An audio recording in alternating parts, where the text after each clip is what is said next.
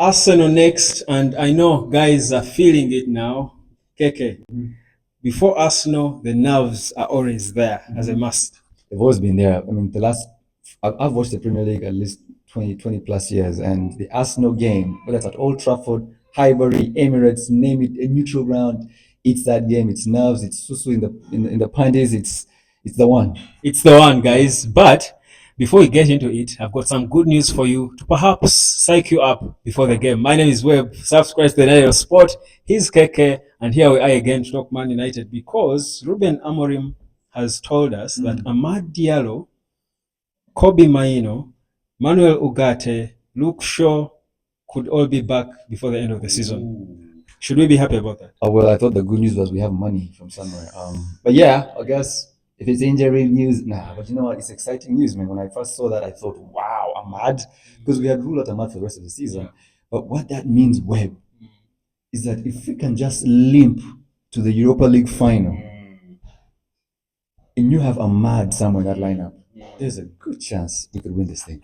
My feeling is when Ahmad returns, he's going to again resurrect a spark that has died in Man United. There is a certain dullness around United now that only Ahmad would wake up. I think we've stopped scoring goals. Simple as that. The moment Ahmad went down, everything dried up. You know, we don't look threatening enough.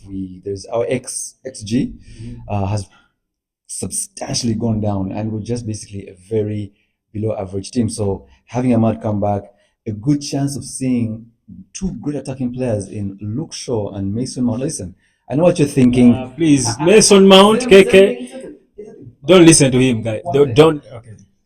Just in case, just we have to flip the coin. Yes, we know Luke Shaw and Mason Mount are proper injury-prone guys, but given a chance for them to appear in a semi-final or a final, you know, I mean, and England showed you that with Luke, with that left foot, he could win you a game. With Mason, he probably the best student of the pressing game under Amorim. So it's exciting times, man. I mean, that's the ideal thing to say about Luke Shaw, but the reality is, how long hasn't he been playing, and how long would it take him to get back to match fitness?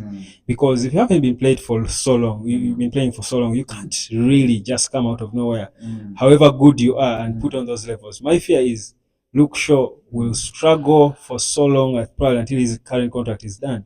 True. I mean, there's another guy who's basically spends more time in the sick bay than even on the pitch. So there's also that worry. But again, you just have to ask yourself, what if? And there have been times where they've had a run of games. And listen, fingers crossed, you never know. You know, we've seen stranger things. The good thing is this, he was clear about Martinez, Lisandro. But you know what? Licha, not there. But everyone else has a chance to be back before the end of the season. Now, the one thing I've seen about medical reports over the last so many years, the fact that if the manager says a guy is 3 weeks away, that guy is actually a week away. They like to just blow up the time so that the press is less pressureful. Also, the fans are not too the anticipation is a bit low.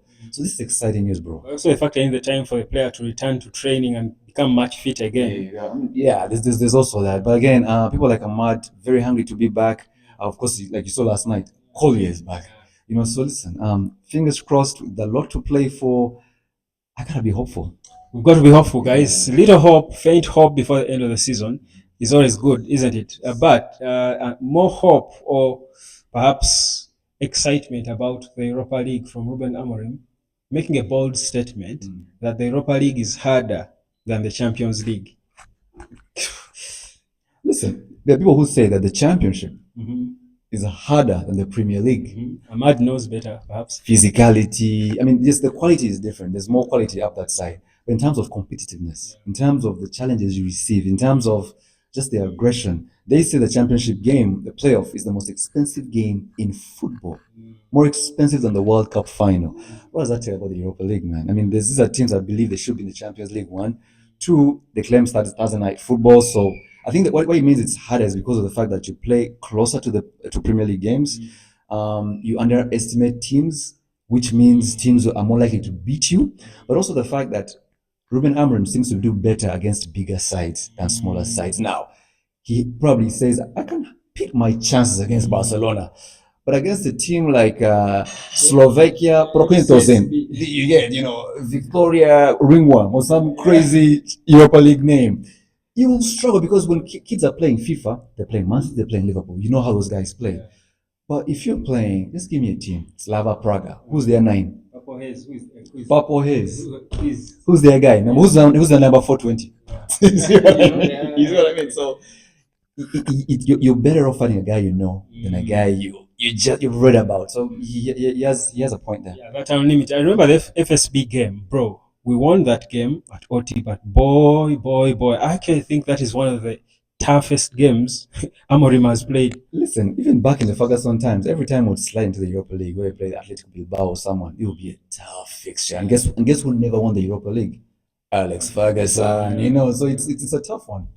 Tough one, so perhaps that gives us reason to be excited about the 1-0 draw and hope that the return leg will be good. We bury it at home at Old Trafford against Real Sociedad. Still not easy, but certainly possible. Let's get proper into the game, KK. Looking ahead to Man United Arsenal on Sunday.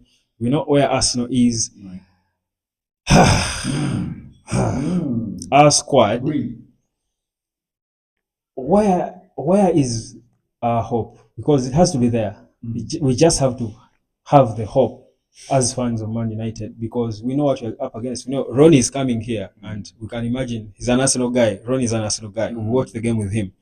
But where is the hope for Man United? The hope has got to be in the fact that we seem to learn from our mistakes. One, and also two, that we seem to have had a better record against Arsenal this season. Minus the game we lost 2-0. We beat them in the FA Cup. But also the game we lost 2-0. We were a really good side in that game, but the goals kept putting us off. But also, here's the thing. Here's why I'm really, really scared. The fact that, okay, they have a great defense. They have a terrible offense. So the likelihood of us scoring is very, very difficult in that game. But the kind of confidence and the way Zaxi is growing into his game, you kind of see that something could be nicked. The issue, though, is Arsenal is scoring a whole lot of goals. That's based on the last game, the most previous game. So it's one of those things where, give or take, it could go either way.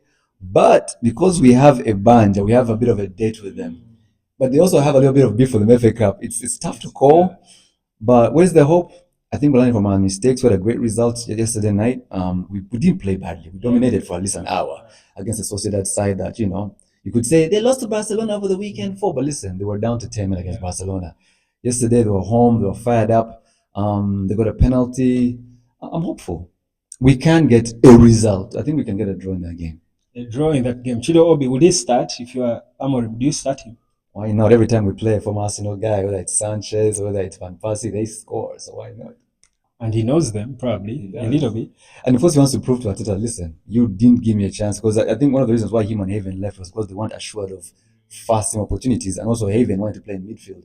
So for Chido Obi, he's going to play with that added chip on his shoulder saying, listen, I need to show these guys that I made the right step. Exact reason why Amorim should start him. There is a brewing, should I say, debate or conversation about Amorim, Mikel Arteta. There are people who think that Amorim could win the Premier League before Mikel Arteta smells it. Ooh, listen. Seeing what he does over the summer, given time, because Liverpool's going to win this Premier League, right? Next year, a guy like Chelsea is really fired up, and Liverpool maybe City could bounce back because Rodri will be back.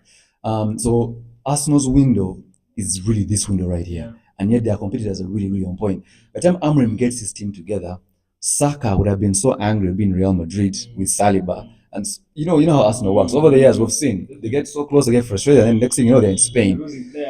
So if he doesn't close in this window, and Amorim rises 2027, there's a good chance he could do it if they both have time. Time is the key thing. Subscribe to the United of Sport. My name is Webb. He's KK. We'll be back. Talk more Man United. Peace, love, and harmony. Yes, sir.